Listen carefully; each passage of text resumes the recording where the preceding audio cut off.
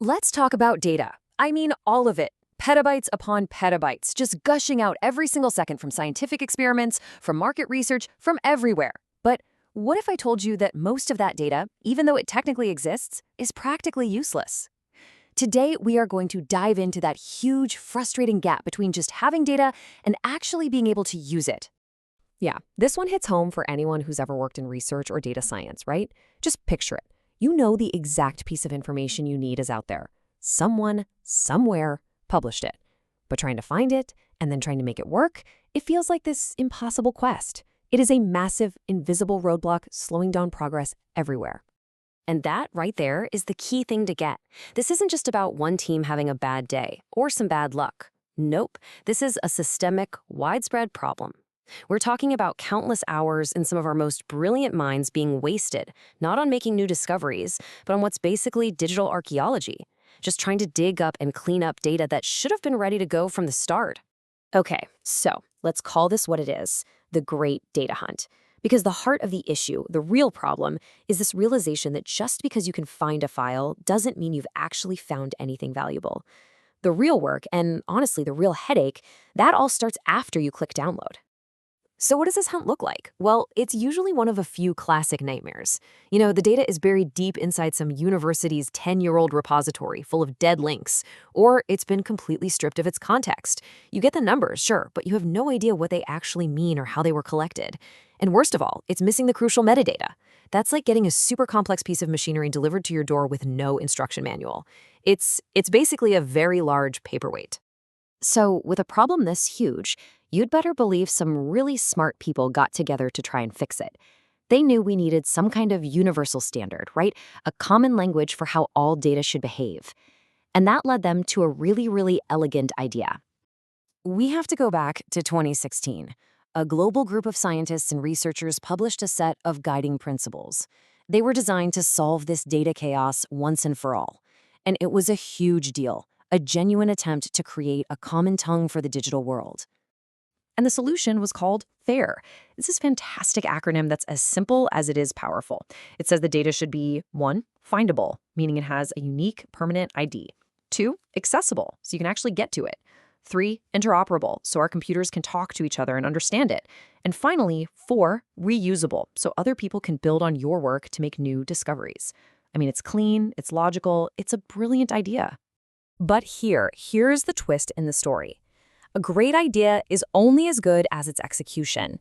And in the years since 2016, this massive gap opened up between the beautiful theory of FAIR and the messy, complicated reality of actually trying to do it. And this is where it all falls apart.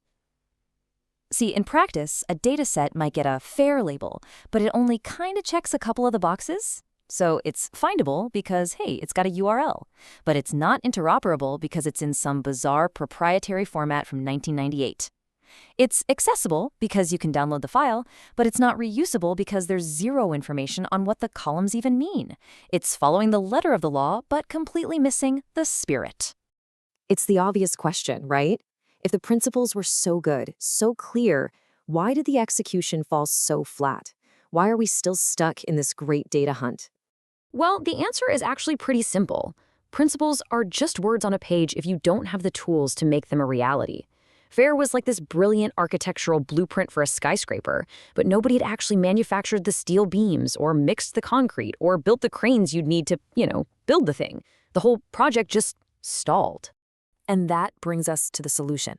How do we build that missing infrastructure? How do we finally connect that elegant theory of FAIR to what researchers and developers actually need to do their jobs? The answer, it turns out, lies in building those tools. A company called Codatta was created to be that bridge, to finally provide the infrastructure that was missing from the FAIR equation all along. So how does it actually work? Well, it's a pretty straightforward 3-step process. First, it structures the data at a really fundamental level, so it has a logical, machine-readable form right from the very beginning. Second, it makes the data traceable, creating a clear, unbroken history of where it came from and how it's changed. And third, it prepares it for use. It ensures it's not just sitting in storage, but it's ready to be plugged into any model, any analysis, anywhere right now. And look, it's really important to get this.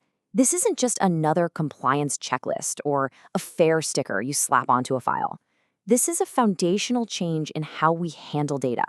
It's about building data that is born fair, not just labeled that way after the fact.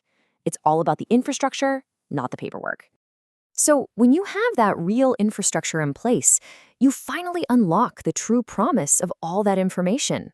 The hunt is over, and the era of actually using data can finally begin. You know, this quote just says it all, doesn't it? The original idea, FAIR, was absolutely visionary, but it needed a practical engine to actually make it go. By providing that engine, the whole system can finally work the way it was always supposed to. And that's really the thought I want to leave you with. Just imagine all the human potential, the research hours, the pure computing power we could free up. What new medicines could we develop? What climate models could we refine? What amazing discoveries are just sitting there waiting for us? If only we could get past the frustrating first step of the great data hunt.